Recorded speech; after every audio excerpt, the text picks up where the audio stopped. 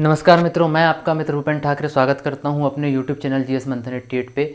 और संविदा वर्ग 3 का जो इन्वायरमेंट का टॉपिक जो यूनिट 2 है उसका आज जो है भाग 4 हम लोग देखेंगे। ठीक है, 3 भाग हम लोग इसका देख चुके हैं और भाग 4 हम इसका देखेंगे। आप लोगों के लिए कुछ प्रश्न है मेरे लिए, तो आप मुझे कमेंट में उसका आंसर देंगे। ठीक है, पहला क्वेश्चन ये है कि भारत में सफ़ेद रेगिस्तान किस राज्य में पाया जाता है? नंबर 1 प्रश्न। और समुद्रों की रानी किस देश को कहा जाता है? ठीक है, तो ये 2 प्रश्न आपके लिए हैं और कल मेरे को आप कमेंट के माध्यम से इसका जवाब दे सकते हैं। ठीक है, चलिए आते हैं अपने टॉपिक पे। तो हमने काफ़ी जंतुओं की विशेषताएं देख लिए थे और आज हम लोग फिर उसी क्रम को आगे बढ़ाते हुए जो है हम बाकी शेष बचे जंतुओं की हम लोग विशेषता देखेंगे। ठीक है, थोड़ा सा वीडियो बड़ा हो सकता है और आगे टॉपिक इसमें बढ़ सकते हैं। ठीक है, लेकिन हमारे लिए बहुत ज़रूरी है हमारे एग्ज़ाम के लिए। तो देखते हैं, चलिए सबसे पहले देखते हैं नेवला। नेवला को कहते हैं अंग्रेजी में मोंगोस। क्या कहते हैं? मोंगोस। यहाँ लिखा हुआ है देखिए, MONGOOSE, मोंगोस। नेवला यानी होता है मोंगोस। इसका वैज्ञानिक नाम होता है हरपेस्टाडाई बोनापार्ट। हरपेस्टाडाई बोनापार्ट इसका वैज्ञानिक नाम है। ये मांसाहारी स्तनधारी है। ठीक है, ये स्तनधारी है। और कैसा स्तनधारी है? मांसाहारी स्तनधारी है। और ये सर्पभक्षक प्राणी है, मतलब सांपों को खाने वाला कौन है? नेवला है। कहते हैं ना, सांप और नेवले की हमेशा दुश्मनी रहती है, तो वही वाली बात है ना।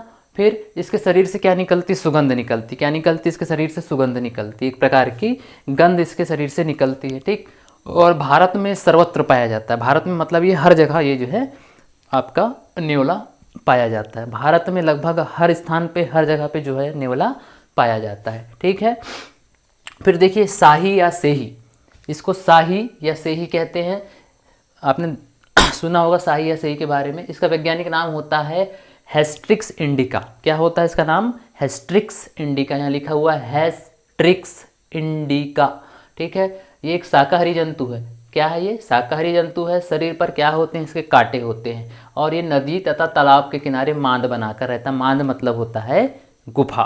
ठीक है, तो शरीर पर इसके कांटे होते हैं। ठीक है, तो जैसे ही इसको ऐसा आभास होता है कि कोई दुश्मन इसके करीब आ रहा है जो इस पर हमला कर सकता है, तो ये अपने आप को क्या करता है? अपने शरीर से कांटे निकाल लेता है। ठीक है, पूरे कांटे बाहर निकाल लेता है और क्या हो जाता है? फोल्ड हो जाता है ऐसा चक्री के रूप में, और कोई भी फिर इसके हमला नहीं कर पाता। ठीक है, ये बहुत खतरनाक होता है।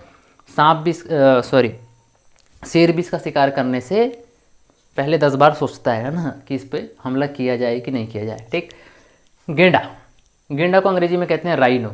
ठीक है, भारतीय गेंडे को एक सींग वाला गेंडा भी कहते हैं। भारत में जो है एक सींग वाला गेंडा पाया जाता है, इसलिए भारतीय गेंडे को एक सींग वाला गेंडा भी कहते हैं। ठीक है, विश्व का चौथा सबसे बड़ा जलचर जीव है। विश्व का सबसे बड़ा जो चौथे नंबर का जलचर जीव कौन सा है? वो है जलचर जीव कौन सा है? आपका गेंडा है। पूर्वोत्तर भारत तथा नेपाल की तराई में मुख्यतः पाया जाता है। पूर्वोत्तर भारत में और नेपाल की तराई में, मतलब नेपाल का जो तराई वाला क्षेत्र होता है, मतलब जो निचला इलाका है, वहाँ पर ये गेंडा पाया जाता है। ठीक, फिर ये एक संकटग्रस्त जाति है। ठीक है, संकटग्रस्त प्रजाति है, मतलब गेंडा जो है एक प्रकार से विलुप्ति की ओर आगे बढ़ रहा है। मतलब संकट, IUCN ने इसको क्या घोषित कर दिया है? संकटग्रस्त जाति। अगर वक्त रहते अगर इसका बचाव नहीं किया गया, इसका संरक्षण नहीं किया गया, तो ये इस पृथ्वी से समाप्त हो जाएगा। ठीक है, तो इसका वैज्ञानिक नाम क्या होता है? राइनोसिरोस यूनिकॉर्नस। राइनोसिरोस यूनिकॉर्नस है ना, यहाँ लिखा हुआ है राइनोसिरोस या राइनोसोरस यूनिकॉर्निस।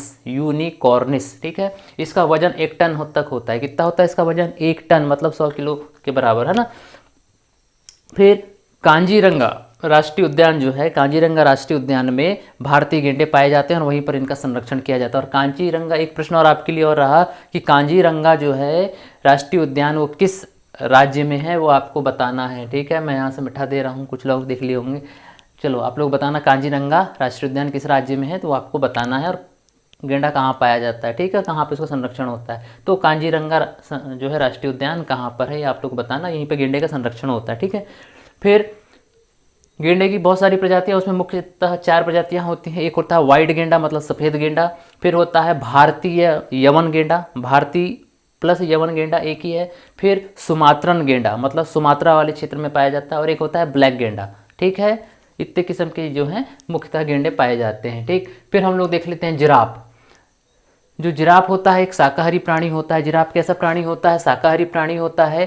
केवल अफ्रीका में पाया जाता है, केवल अफ्रीका महाद्वीप में, ओनली अफ्रीकन कॉन्टिनेंट में ये पाया जाता है। ठीक है, सभी स्थलीय पशुओं में सबसे ऊंचा, तो अगर पूछा जाए कि सबसे ऊंचा जानवर कौन सा होता है, पशु कौन सा होता है, तो वो है जिराफ। ठीक है, ऊंट नहीं होता है, जिराफ होता है। ठीक, जुगाली करने वाला सबसे बड़ा जीव, जुगाली करने वाला सबसे बड़ा जीव भी कौन है, ये जिराफ है। ठीक, इसका वैज्ञानिक नाम है जिराफ कैमेलोपार्डिस। क्या है इसका वैज्ञानिक नाम, जिराफ कैमेलोपार्डिस। 4 से 6 मीटर इसकी हाइट होती है, 4 से 6 मीटर इसकी हाइट होती है, ऊंचाई होती है। सोच लो कितना ऊंचा होता है। ठीक है, फिर हम लोग देखते हैं जेब्रा के बारे में। ठीक, जेब्रा का वैज्ञानिक नाम होता है इक्वस ग्रेवाई। ठीक है, ये घोड़े के काफ़ी करीबी है ना। तो ये सब एक ही प्रजाति, जिराफ, घोड़ा, सब लगभग जो है ये एक ही परिवार के सदस्य हैं। तो जेब्रा का वैज्ञानिक नाम क्या है, इक्वस ग्रेवाई। केवल ये भी अफ्रीका में पाया जाता है, जैसे जिराफ अफ्रीका में पाया जाता है वैसे ही जेब्रा भी अफ्रीका में पाया जाता है। ठीक है, घोड़ा प्रजाति का प्राणी है।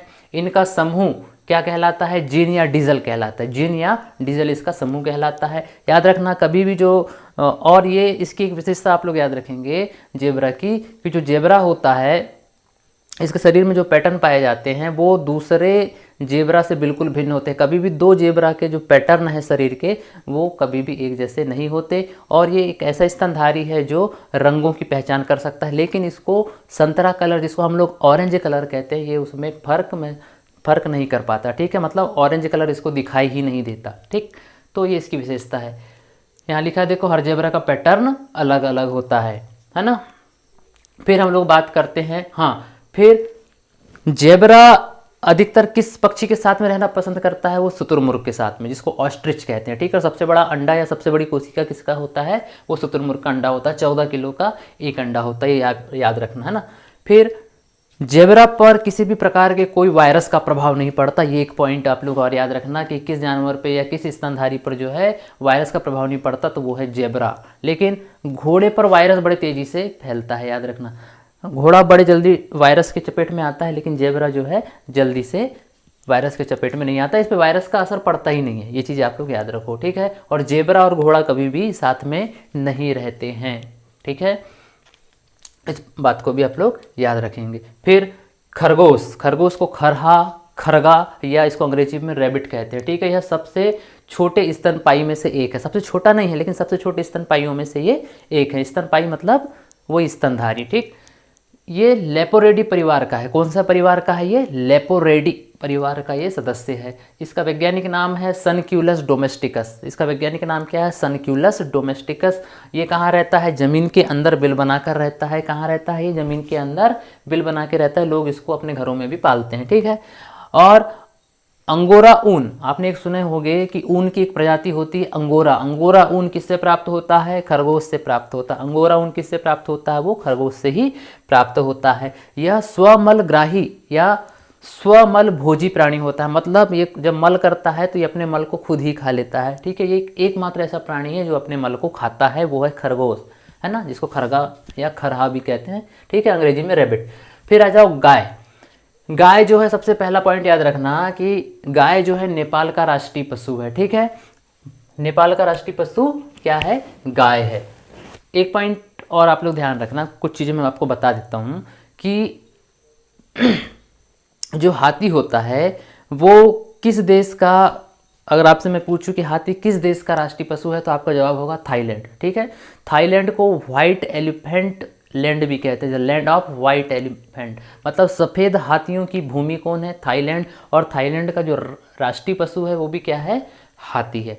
और लैंड ऑफ 1000 एनिमल, मतलब 1000 हाथियों की भूमि जो है वो है फिर क्या, 1000 हाथियों की भूमि क्या है, फिर वो जवाब आप मुझे कमेंट करके देंगे। ठीक है, लूसेंट से ढूंढ के देना, जवाब मिल जाएगा। फिर देखो, गाय जो है नेपाल का राष्ट्रीय पशु है। इसका वैज्ञानिक नाम है बॉस इंडिकस। क्या नाम है इसका, बॉस इंडिकस। ठीक, विश्व में सर्वत्र पाई जाती है गाय, विश्व में लगभग हर जगह पर जो है गाय पाई जाती है, और हिंदुस्तान में तो इसको गौ माता के रूप में पूजा जाता है। ठीक है, फिर इसकी बहुत सारी प्रजातियां होती हैं गाय की। ये इससे दूध प्राप्त किया जाता है, आपको मालूम है ना। और कुछ हमारे वरिष्ठ लोग हैं, ये इसका सेवन भी करते हैं, इसके मांस का। खैर छोड़िए।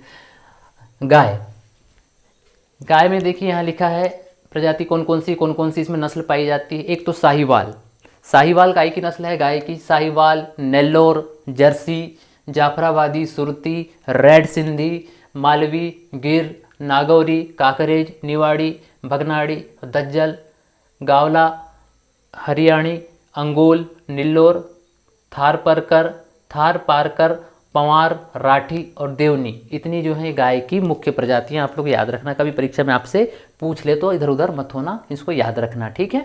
इतनी सारी प्रजातियां 2-3 बार पढ़ोगे तो याद हो जाएगा। फिर देखते हैं भैंस के बारे में। भैंस भी वही दुधारू पालतू पशु है, घर में पाला जाता है इसको। इसका वैज्ञानिक जो नाम है वो है बुबालस बुबालिस, बुबालस बुबालिस, ये इसका वैज्ञानिक नाम है ना। इसकी कौन सी नस्ल है? मुर्रा है, भदावरी है, नीली है, रावी है, सुरती है, नागपुरी है, जाफराबादी है, महसाणा है, संबलपुरी है, तराई है, टोडा है, बन्नो है और कारबौ, कारबा में औ की मात्रा कारबौ, ठीक है। और जो सर्वाधिक जो वसा है, जो सबसे ज़्यादा जो फैट पाया जाता है वो भदावरी भैंस के दूध में पाया जाता है। इस पॉइंट को आप लोग याद में रखेंगे, ठीक है।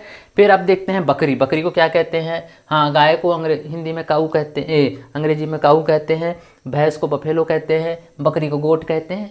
कहते इतनी अंग्रेजी तो तुमको मालूम होगी यार। हाँ, गरीबों की गाय किसको कहते हैं? गरीबों की गाय किसको कहा जाता है? वो बकरी को कहा जाता है, ठीक है। इसका वैज्ञानिक नाम है कैप्रा एग्राग्रस हिरकस, कैप्रा